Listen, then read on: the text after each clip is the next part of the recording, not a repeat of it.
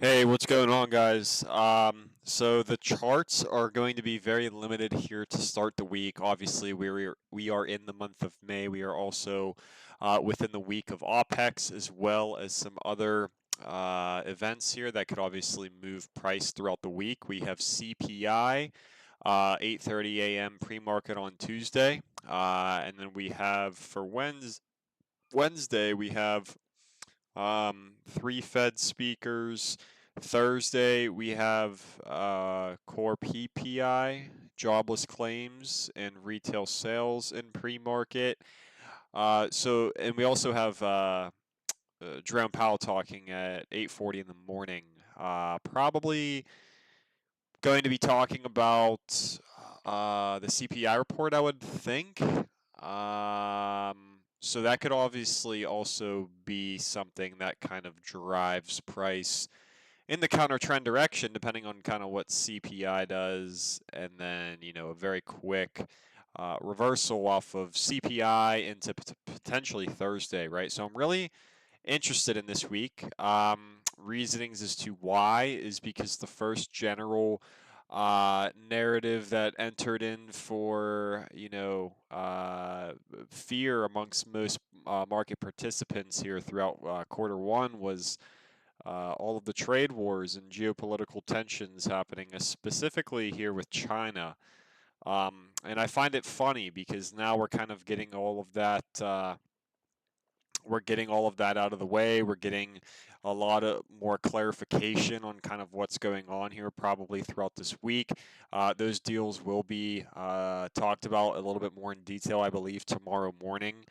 Um, but Scott Bessent just went over to China and they made some negotiations, or Geneva or wherever it was that I saw. And I find it really interesting because we got what we wanted, right? I don't know if you guys read my channel. If you didn't, then you're not going to be up to date. But I said over here, I will be watching for a tariff deal. I will be watching for a tariff deal into here it is. I will be watching for the tariff deal or some sort of bull and wog to trade to move us lower off of a hot CPI. So I'll be watching exhaustion over the week, over the over this week's highs. If we get that, or for a 30-minute slash 1 hour LPSY into CPI. Okay, so I'm going to break down this real quick, and it's going to be very simple on how I really cover this. This is the 30-minute chart. I already broke down the schematic of how this could either be the UT or the UTAD, and I figured it could definitely just be the UT, right? We kind of know that the trend is stalling off just a little bit as we move forward here from the buy side. If you guys go over to the S&P's daily chart and you take a look at volume and price, I mean, there's really not anything too impressive up here from the upper end of this chart. I mean, yes, we have a very, very notable amount of volume, and this is why we were long kind of with that volume. And now that we're deviating a little bit further away into the 200-day on the daily, also we're kind of extending a little bit further away from the 20-day. I think all of this can call for a really nice pullback, and we don't need to call for a curl down into the 20-day. Yes, it would make a lot of structural sense leading into something that can continuously push price to the upside, maybe into the June OPEX. But as of right now, all I'm really looking at is extensions away from the mean, as well as ES meeting its tariff highs. We go over to the S&P and we take a look over here. This is going to be meeting its 200-day. This is also kind of meeting where the 576.70 lower high was sitting at. And it's important to talk about this because this is not the environment to really be, trying to time the top or anything like that. I never said anything about timing the top for a full on out reversal. And I talked about how May OPEX several time again, that could be obviously avoiding us from a nasty rug pull and a true market correction that leads us all the way back down 5 to 8% lower. And May OPEX would be May 16th, and then we also have May expiration May 21st, right? So we have everything kind of aligning with the original uh, headlines hitting the market that sold us off in the first place now being clarified, getting a lot of retail bulled up. There's going to be a pretty large call skew within this expiration here on Friday. So we'll have to break that down a little bit leading into the end of the week and see if we can find an opportunity off that and its volatility for the buyback period of kind of when that will happen, which will be setting up towards end of week. But as of right now, guys, we have the Bullwen WOG. I'm going to cover a few names within Mag 7. We're obviously going to be getting a gap up into this bear gap within NVIDIA. And if you guys are looking at discounted put premium now, I mean, from swing high on this recent impulse lower to swing low, we're going to be gapping up towards the 618, and from the all-time high, we are now going to be in put premium discount up towards this 120 spot, which is also a bear gap, right?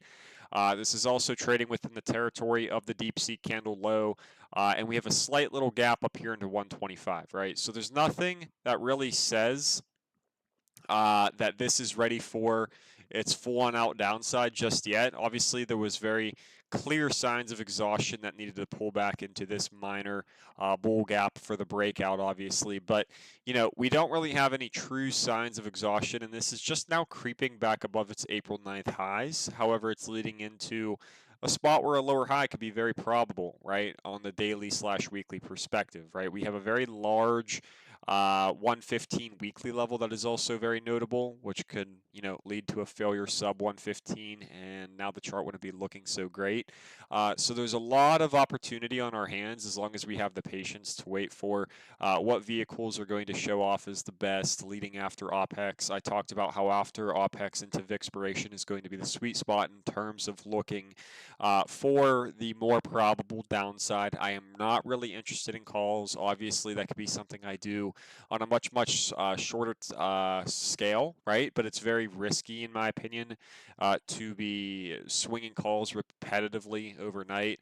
First of all, the risk levels are absolutely out of control. There's zero risk levels to really base a trade off of in terms of the long side. And typically, whenever you have zero risk levels and this chart does not look structural, and it doesn't look like a healthy trend to the upside at all. It looks gappy. It looks like, you know, there's really no buying, true buying, new liquidity entering into the market up here into this, you know, 558 to like 560 zone. That's kind of how you know that things are, you know, stalling off and that there's definitely a pullback coming back to pull us down into 554.54, right? And that's the first target that I'll be looking at for this short side trade. Actually, the first target I'll be looking at for the short side trade is going to be the bottom of the bullpen log here at 565. 564-ish, right? And that's probably where they'll start bidding via dark pool leading into CPI or leading into the Thursday data sets. So Tuesday through Thursday are my sweet spot in terms of looking for a shorter time frame short. If we take a look at obviously some targets to be met here within, we're going to have SQQQ within a support. We're going to, we're also probably going to have, what was I looking for? Oh, banks. Banks are going to be in a very big time area, in my opinion, here leading forward, and it's going to be basically a range right around here, right? So I'm looking for a signal of some sort. Could this pull up into this tiny little gap and kind of pull in here, fill that area, find a lower high, and then, you know, that starts the distribution, and that gives us off the signal of everything kind of aligning for something to pull the market back? Yes, it could, right? But I will be paying very close attention to this weekly candle. I will also be paying very close attention to this candle high that we're also reaching over here within financials, right? This rally definitely looks a little bit overextended.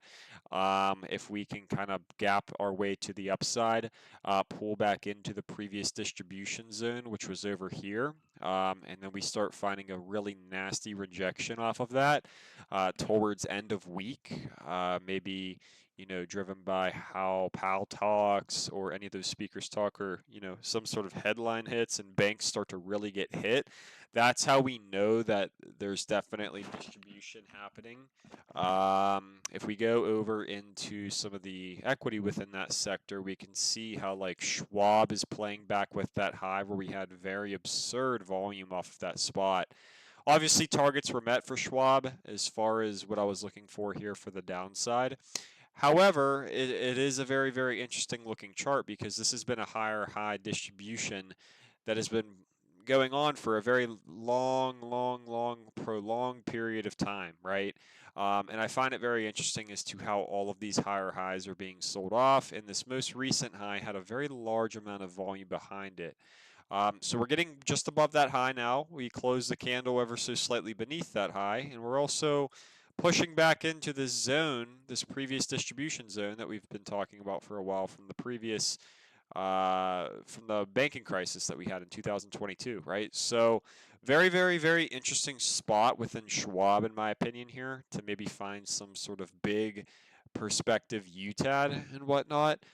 So I find that very interesting, and I will be watching that. As far as the long side goes, I want to see if this next leg lower, and if we get the signs of distribution, if we find a rotation happening. I am very, very interested in XLE just because of the amount of volume at the lows, just because it's a defensive rotation, and just because this has not really been bid ever since the defensive rotation that we had throughout that December OPEX de-risking in the overall market, and this kind of just tried to hold its structure and its base throughout whenever tech was starting to distribute, and it started to find that rotation, and then the entirety of the market got absolutely clobbered. And what this thing did was it capitulated for 3 days on end, and then just started stacking up some absurd volume within this range, right? If you guys take a look at the weekly chart, like I said, we had quite the big volume on this sell. And then we actually closed this weekly candle green by just a tiny bit, just 13 cents.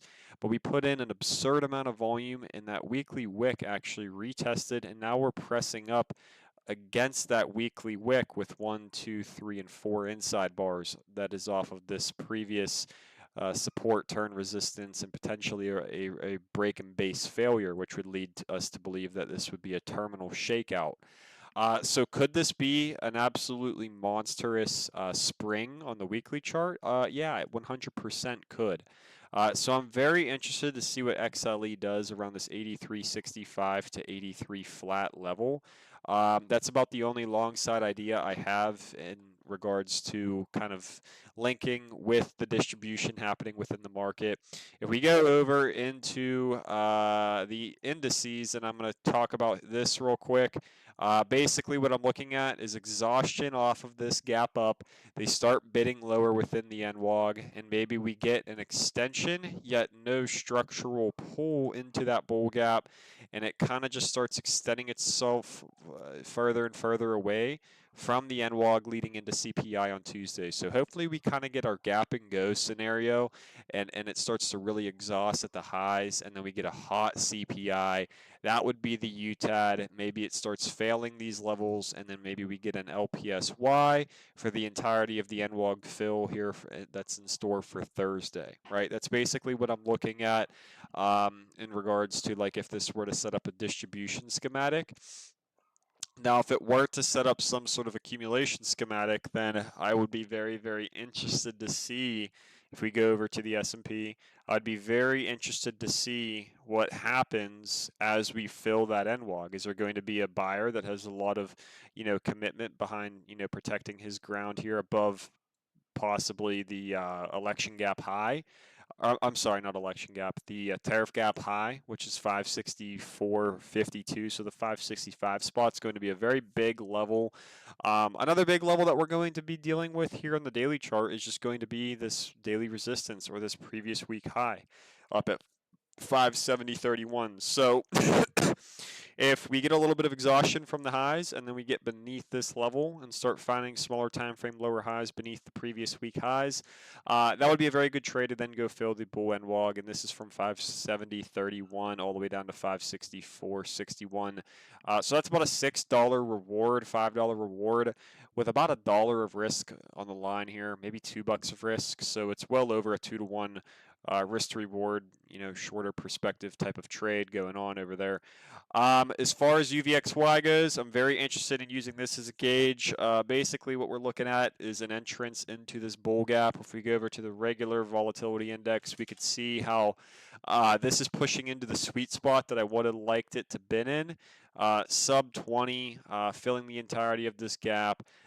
Moving its way a little bit lower into this support level area, and then maybe even pushing down towards 18 to 17 would be very, very, very, very nice. If we go over to some of these other charts like the S&P 500, what I'm more or less using is ES tariff highs, as well as where this previous resistance range or support range was off of the election gap. So we're within the election gap territory within ES. Or within SPY and QQQ, you can see the election gaps a lot easier. They're right around here, right? So they start at 492.88 and they end all the way up here at 500, right? We have a slight little gap to fill within the NASDAQ at 502, which is also a back test of this 503.52 area. Very, very critical range there to deal with. I think that this can all sort of play out within basically 576. 70 all the way up into 583-ish, 580-ish on the S&P. And within the NASDAQ, I think it can kind of play out from the bottom of the election gap into the back test / gap fill up here towards 502, right? So if we get the extensions and the continuation and then CPI distributes us and we start getting a lot of climactic highs, I should say, and tops and lower highs on daily charts that are put in, then I will be very interested to see which ones behave worse than others and whatnot. I will be looking at Microsoft for weaker looking behavior. I think that this is just going to be an exhaustion example here of how we did create a gap up. We sold off the first initial day, and then now we're trying to get its displacement above that footprint candle. And we just broke out of a 4-day compression range here on the daily chart, but we left behind a very large gap down towards 425.60. We're within a very large bear earnings gap here from the beginning of 2025 on the first report. And now we're filling it, and if we don't get strong displacement above this compression, leaving this gap behind, and also leaving behind, this very large earnings gap, I think we have a nice pullback in store to at least go test that earnings candle low, or at least dig into this smaller time frame internal bull gap here left behind, just as the displacement and the trend does not really look too strong, and it looks like it could become easily exhausted, right? So I am very interested in this chart, and I will be looking at also potentially a pullback into the actual earnings gap, the actual bull peg. So essentially a move all the way down sub 420, right? And we're at 440 right now. We might be gapping up to 445-ish. So this is a super duper duper interesting looking chart to me, just for the sole reasoning of us looking terrible within a bear gap. Also, not, like I said, not really structurally pulling into that bull gap. And this could just be a a mean reversion trade, right? Where you're kind of needing to pull back into your daily moving averages, your 9 EMA, which I don't really care about, being right off of 425 at the current moment, and then your 21 being down to 408.14. It's a quick in and out trade, target to target, very self-explanatory, right? Obviously, Tesla's already gapped up an absurd amount. Definitely a long side trade that I missed, but that's okay, just because like I said, I don't really like the environment with where the indexes really are, and that type of pickiness is going to save you more times than what it wouldn't. So I'm not really too worried about missing Tesla It's just not going to be in a range vulnerable enough to really trade. We go over to Meta now, and this is another very interesting looking chart in my opinion. Reasoning as to why is, guys, if we take a look at this daily chart, we have quite a large cluster that we are pushing back into. And it's very, very interesting to me because this was a very big level that was failing whenever we got the pullback, and this started to fail very big levels. We have a very big daily resistance up here towards 530 or 633.33. And then what we also have is we have a very, very big gap here that sellers might want to obviously use as now an area to sell off from, right? This is a very big gap that is notable to me in terms of progress here made from sellers, right? And now what we're doing is it's kind of similar structure to Microsoft, right? We have a bull peg. We never got a higher low on a daily candle into that bull peg. What we more or less got was a shaved bottom almost, a slight little wick on that. And then as you guys can see, I don't think there was many buyers captured on this day within this range of price action going on here. And we left behind this bull gap sitting right here. So we go back to the daily chart. We take a look at where that gap is sitting. It's at 572.09. If this thing gaps up and gets its continuation into 615, I think that that would be a very great level to start looking at this thing for some sort of buy climax to take place. And its final UTAD, right? This is already kind of getting its exhaustion over the highs. So if we get that new high and it's sold off, I'd be very interested in trying to short Meta on its third or fourth high off of 615 to like 620-ish for a pullback down into 572, 560s even, which would be a fantastic move to the downside. I mean, this would be more of like a home run type of scenario in my opinion, but I think it has a lot of potential to do that. I don't know if it's going to knife 7% within, 2 trading days, but I think if the market were to start curling over, I think that this could be one of the bigger downside vehicles, one of the better downside vehicles that have a lot more asymmetrical risk behind it than some of these other tech names, right? I mean, you're looking at names like Apple and some other names within Mag 7. They don't really look too great. And then you go over to Meta, like they don't look great in terms of Apple does not have the risk levels that make sense, right? And the chart is very gappy. The daily candle range is just absolutely out of whack. It doesn't look like there has really been many participants within Apple, lacking volatility, lacking size in the tape and whatnot. And we go over into some of these other names, and they're just really, really interesting. Like Microsoft and Meta are two exhaustion examples that we have here. The volume was actually not that notable to the upside here on the bull peg. We go over to Microsoft, and the anomaly was a little bit crazier. So I think Microsoft's exhaustion and its risk levels in the context as to where it is on the chart can make a little bit more sense than what Meta would make. So that's a very, very key thing to note. Another very key thing to note would be kind of, like I said, Apple has kind of been lagging behind. We're getting the very clear dispersion happening into Tesla, into some of these other Mag 7 names. Even AMD is starting to pick up a lot more strength than names like Apple as of lately. NVIDIA, not the strongest, so that's going to be another vehicle that I have in mind here for the downside.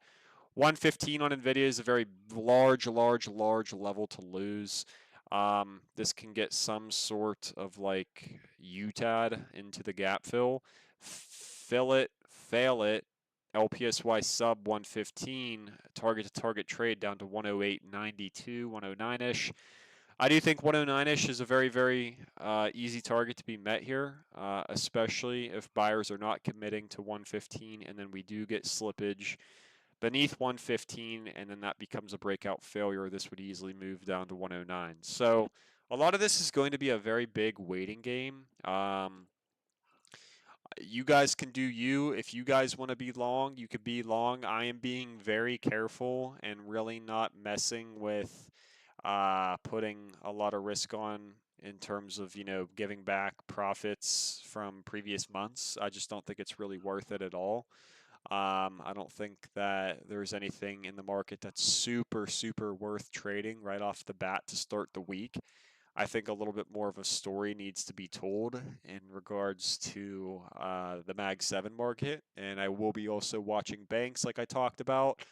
I will be watching TNX to see how that participates with the equity market here and how that reacts to this gap up and what happens with TNX as we gap up. And I think TNX will continuously move, and I think that's what's sparking institutions to kind of sell out of this rally. And I think they're slowly doing so, and I think buyers are slowly exhausting. And I think this is now a great time for them to unload, right?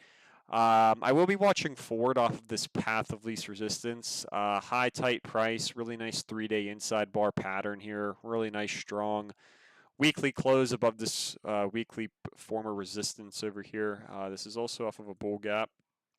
I find this chart very interesting because we have a very large gap to still get to that doesn't have any price action traded within it up towards 12 bucks, right?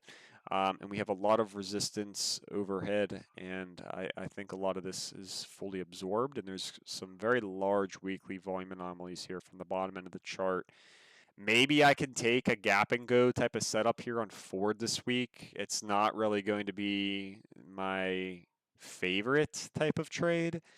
But I don't mind trading Ford, and I could buy a lot of time, even for like an intraday trade on that one. As far as other names go, I mean, we have very big levels within financials. We have very big levels. I talked about Schwab, JPM, even names like BlackRock here. This is such a big level here within BlackRock on the weekly. I mean, what's going to happen? Are they going to tell us that the market is, likely due for a pullback off of these very big levels within financials? Like we talk about, they're very, very, very nice indicators as to where the market, foreshadowing as to where the market can kind of move towards here in the short term. So I am very, very interested in that. Some of those names within financials. Everything else, in my opinion, guys, has been pretty garbage, pretty dry. I don't really see anything. Everything's been in a slow grind to the upside that just hasn't really been able to be trusted. One name that I will be looking at for maybe a small short-term trade is going to be PANW in its base. I really do like PANW chart. I really do like the daily flag that we're sitting on around here. Obviously, this name has not been one to really trade well as we reach into this territory. But I think it's one of the only setups within large cap tech that actually has like shorter time frame risk levels. We're catching up, or EMAs are catching up on the daily chart. The trend looks pretty damn solid here from the lows. It actually was relatively strong in comparison to the rest of the market.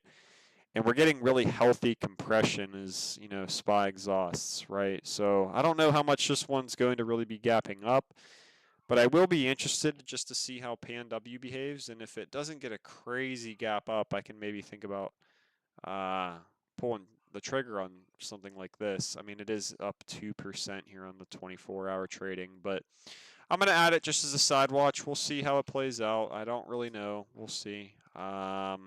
Everything's kind of gapping up right now, so there's not really much to talk about in terms of, looking for individual tickers to trade. I have already talked about like Starbucks and whatnot. That's a interesting chart in my opinion. If we go take a look at energy, I think energy would be like the only sector. We already talked about it, but I think energy would be almost the only sector that I have tons of interest in. I also have a little bit of interest within, I don't know if Oxy looks good. This one doesn't look really too bad. It doesn't look great, doesn't look terrible. But just the overall sector, in my opinion, is something that is very, very notable to me on a reclaim of 83 to 83.65 for, a move up into the gap. We'll see how it behaves off the gap if we could catch a little bit of leeway off the 83 level. And then from there, I mean, this name could technically move all the way up to 86.71 very easily within just a few days of within a few daily sessions of trading here. So I don't know. We'll see. Um, Everything else is not the best. I'm not gonna lie. There's no setup here that is like anything that is worth going very heavy on. There's no really, I should say, day trading opportunities going on around here. I mean, we do have a dip on Google if the market just becomes absurdly strong. I mean, I do think they need to digest this whole entire move a lot more. The chart needs to look way more constructive than what it does at the current moment. Um, but it could cling a higher low on just in this general area, right? I mean, it could. Do I really care about that right now? No, but it's always just going to be a nice backup if we do get a super strong market. But I'm going to stick with my guns. I'm going to, keep my eye on Microsoft and meta exhaustion. Kind of want to see how like XLF behaves here into the new week. Very, very interesting chart in my opinion where we're sitting at right now. Nvidia is kind of setting up into this bear gap. Very interesting chart over here within Nvidia, in my opinion. I think this more and less comes down to the weekly candle rather than it does the daily candles. This is just a big cluster of price action that you can't get a true strong read off of. I wouldn't mind to see the 125 gap being touched and stop raids over all of these 122 lower highs and filling into that gap. That would be the very very bottom of the open of the deep seek candle gap as well. And this is also the earnings candle territory from the previous earnings report, right? So that would be awesome if we got retracements that high, but context matters. It matters as to where we land leading into the new week. We already have a 30-minute slash 1 hour distribution kind of playing out within the indexes, right? So if we get some NWOG exhaustion, CPI pulls us into the NWOG, and then we get an LPSY. On that LPSY sitting right around here into the end of the week or maybe after OPEX, if we do get that schematic lining, that would be an A plus setup, right? That would be an A plus setup that is way more worth my money in my personal opinion to be trading rather than trying to front run something at the very very tippy top that you don't even necessarily know when it's going to top, right? It's better to look for the schematic to play out, to play with the uh, distribution because not a lot of people catch on to this thing until you're at the lower extremes, until you're within phase E, I should say, of the distribution, right? And then that's whenever you get those minor pops that weed everybody out, and they try to think that that's bottom, and then we sweep and buy or stop rate this support, we pull higher, and then you get another LPSY, and then you finally get your breakdown and your expansion out of the range, and everyone tries the bottom tick. Well, we just take lower highs the whole way down. So if the schematic lines up perfectly into what I really like, into what fits my system, I will definitely be trading this. Like I said, I've already been selling off on my commons. I still have a little bit. I bought a lot of commons down here, commons trading for the rally to the upside to meet this 565 target. And like I said, my final target and the target that I think we could finally top out at within SPX would be up towards 5,800. And then from there, that would be where I flip my bias entirely, right? I'm not necessarily biased for the short side, like I said. I mean, I told you guys I expect a bullwhen wog. I just expect this to slowly start formulating some sort of exhaustion pattern, some sort of redistribution pattern, where everyone was, very scared at these areas of the chart down here and over here, and now becoming very euphoric up here, right? And getting a lot of the retail crowd biased to one direction. And I mean, it comes down to it's as simple as that we're in put discount right now, and the trend does not look super, super stable, I should say, right? So with all that being said, there's not really much to be watching. There might be some setups that come out here by like end of week, but as of right now, it's going to be very, very, very uh, small of a focus list here for me. And yeah, I don't know. If anything changes, of course, I'll update you guys. So that's all I'm really going to be looking at. And if you guys have any questions, feel free to ask, but it's going to be very simple and boring. I'll talk to you guys tomorrow.